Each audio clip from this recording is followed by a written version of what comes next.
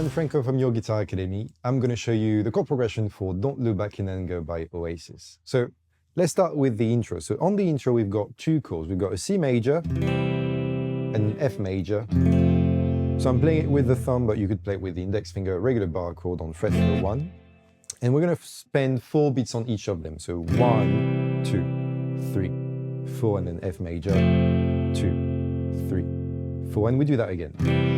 2, 3, 4, and F major. 2, 3, 4. Right, so the important thing on this intro is to keep, and on the whole song really, is to keep the right hand moving down on all the eighth notes that we've got. So that means your hand goes down on the beat and down when I say and. So 1 and 2 and 3 and 4 and like this. And you keep that going forever. That's going to simplify your work for the next part of the song. Now on the intro, we just play on the beats. It's going to go starting from C major, 1 and 2 and 3 and 4 and then F. 1 and 2 and 3 and 4 and we repeat that again. 1 and 2, 3 and 4 and 1 and 2 and 3 and 4 and. So that's the whole intro. Let's put everything together. I'll just count along. Sorry, I'll just count along.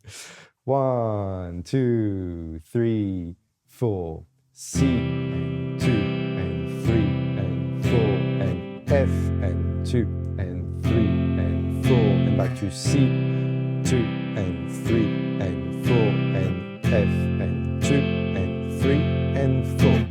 Moving on to the verse. So I like to see that verse as like 2 different parts. The first part goes like this. It goes.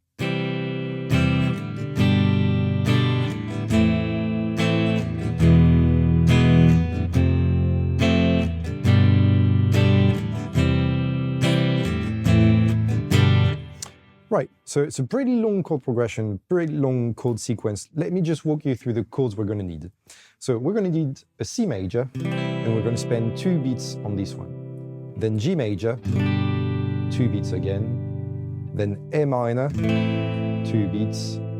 E major, 2 beats, we've done half of it. F major, 2 beats. G major, 2 beats again. C major again. 2 beats, and then we've got 1 beat on A minor and 1 beat on G major. So if I stop strumming and just count along, it would go 1, 2, 3, 4, 1, 2, 3, 4, 1, 2, 3, 4, 1, 2, 3, 4. That's the structure of that first part of the verse. If you're struggling with the open chords and you can't remember what you play and how they work and everything, we've got a great course that is just right there. Now, let's talk about the rhythm for these chords.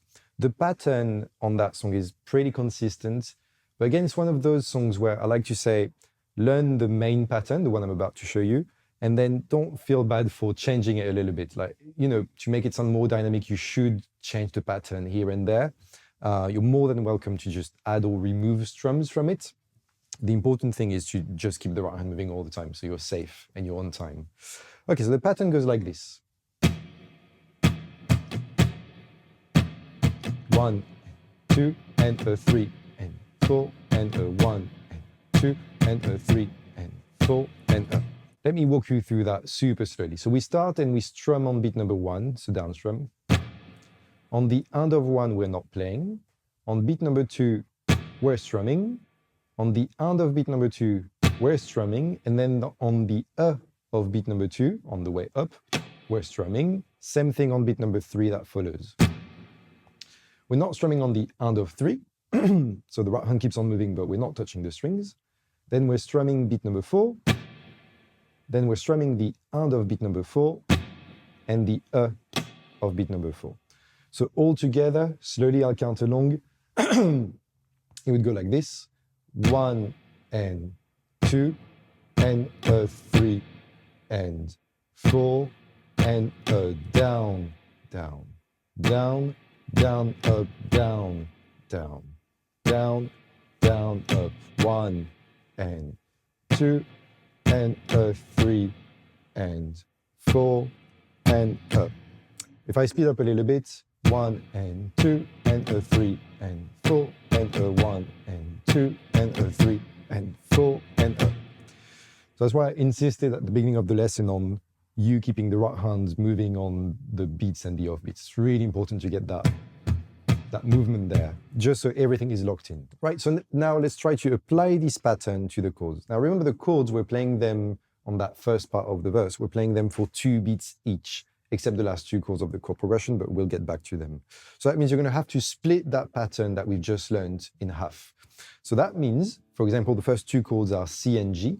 You're gonna go 1 and 2 and that's where you switch to the next chord. 3 and 4 and switch to A minor. 1 and 2 and switch. So you're constantly having to switch every 2 beats. So that means the first chord is going to be on beat number 1, and then you'll transition to the next one on beat number 3. So every time I say 3, you'll see my hand changing to the next chord, changing shape. Let's give it a try slowly. 1 and 2 and 3 and 4 and 1 and 2 and 3 and 4 and 1 and 2 and 3 and 4. Oh, I missed it. 4 and 1 and 2. And then we're going to stop there because the next 2 chords are A minor and G, and it's just 1 beat each. So we're going to talk about that in a minute. Carry on with this pattern, take your time with it. It's a really cool pattern. I'll just play the same thing a little bit faster just so you get the groove of it. But it's the kind of pattern that it's important to just be able to sing it. Like if you can sing the pattern, you usually know how to play it. So the same thing a little bit faster, same thing, I won't play the last 2 chords just to not spoil it for you. Right, so starting from the top of the verse.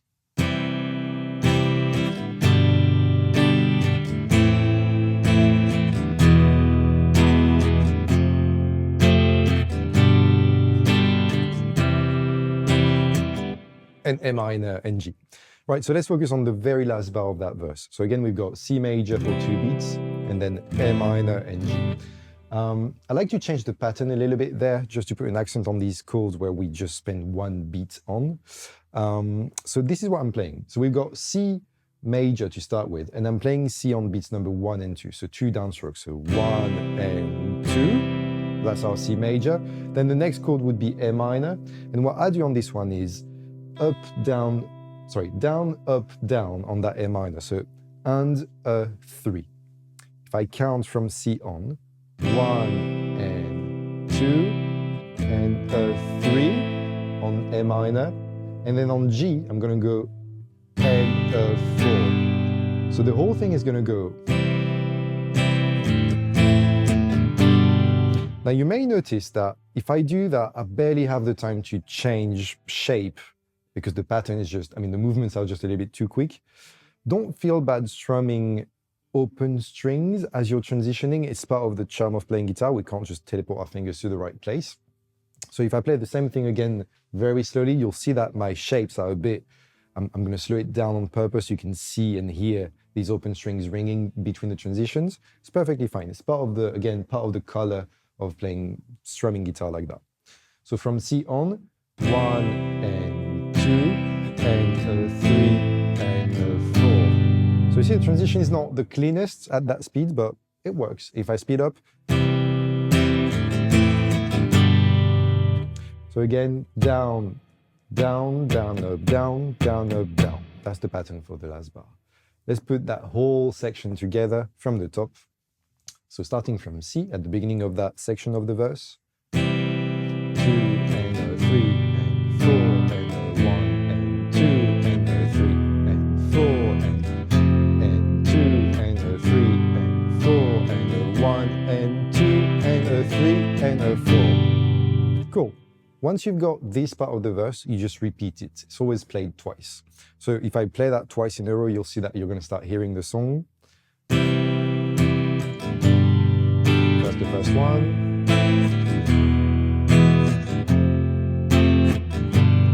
C, and again,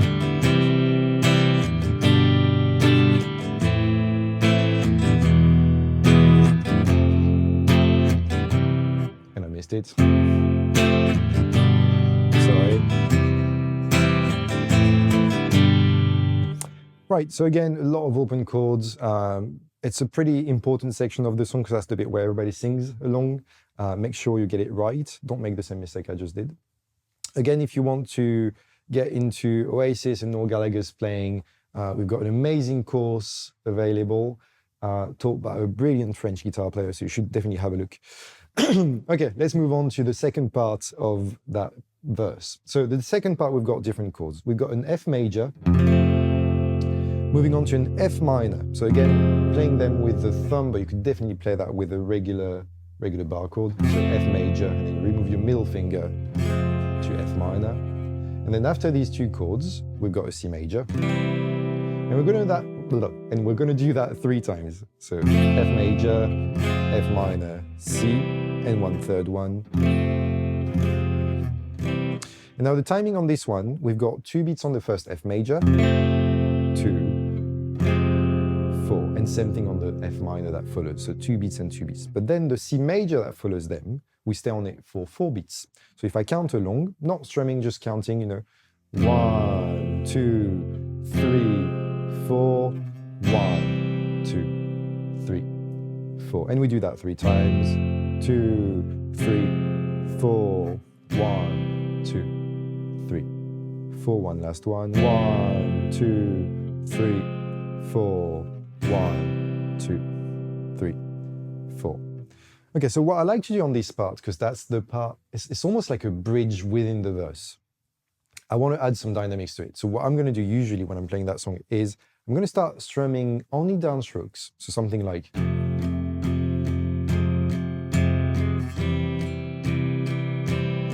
So if I count along 1 and 2 and 3 and 4 and 1 and 2 and 3 and 4 and literally just playing all of them. You could add some stuff, especially on that C major, we've got 4 beats. So you could strum a little bit more. You could go 1 and 2 and 3 and 4 and then. So I'm just strumming a lot more. I'm strumming all the 16th notes available.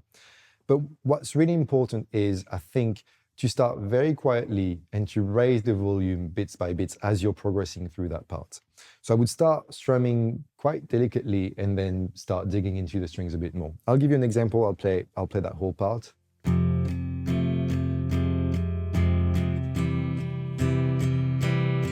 Second one. A little bit louder. Third one.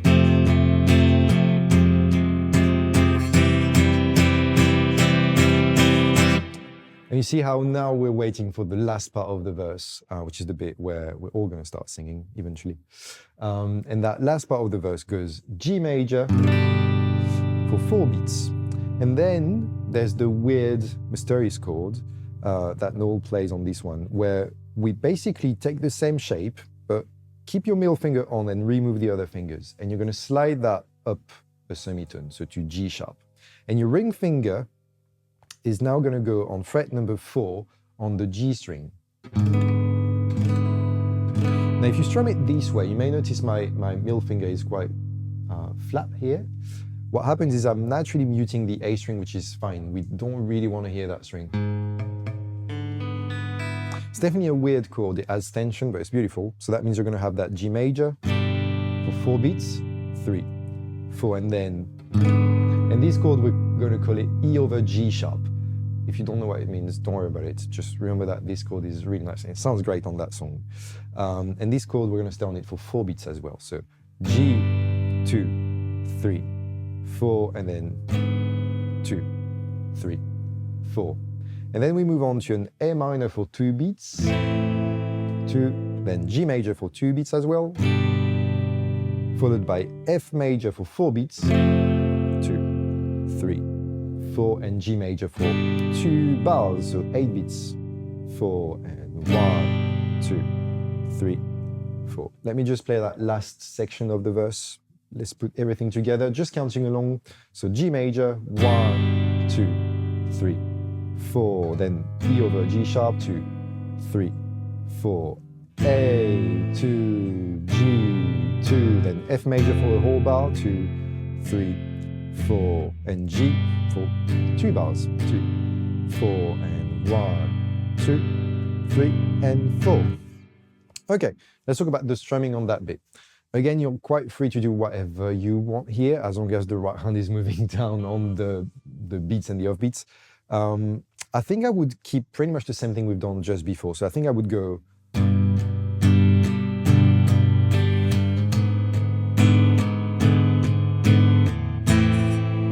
So on that first part, G major to G over E sharp, E over G sharp, sorry. So G major to E, G over E sharp.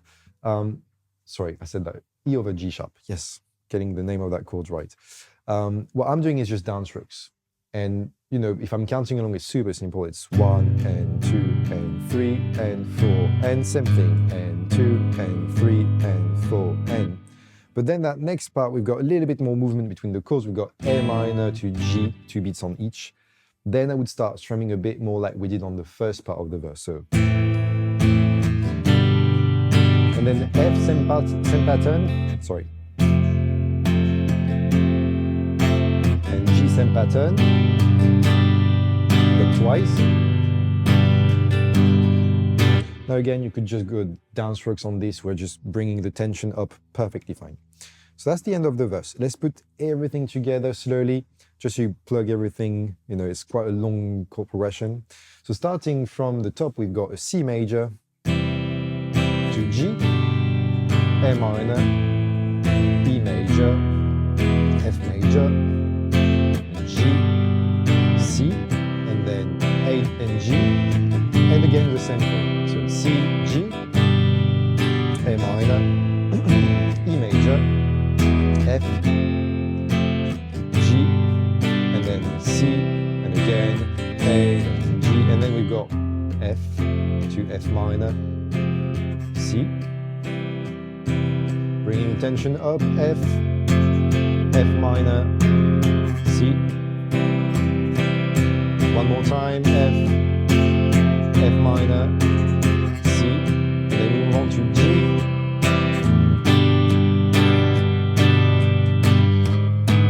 E over G sharp, and then A, G, and F, and G, another one, and now we're all ready to sing. Right, so carry on with that verse. It's a long chord progression, which is why you see me checking my notes, because I need to remember what chord's next, but it's definitely worth remembering and worth learning. Okay, let's move on to the chorus of the song.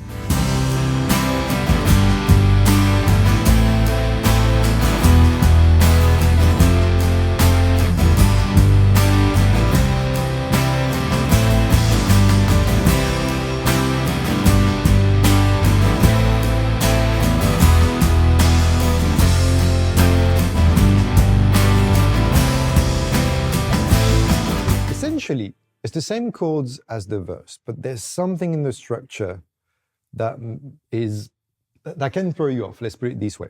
The pattern I'm playing is exactly the same as the pattern we've played on the verse, except I'm just strumming harder. You know, that's the bit where the whole stadium is chanting with you, so you kind of want to bring that energy up.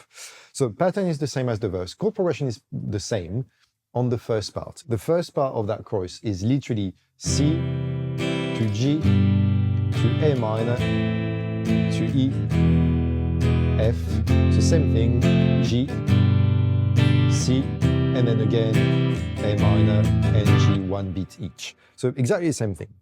So this you know already. The second part of that chorus is where it gets a bit tricky, because we start the same way. So again, C, G, A minor, E, F, so far it's still the same, G, C, and then we expect to have A minor and G, you know, one beat each, but that's not what's going on there. So after that C, what goes on is basically we sort of rewind the song back to the beginning of that whole chord progression that started from C.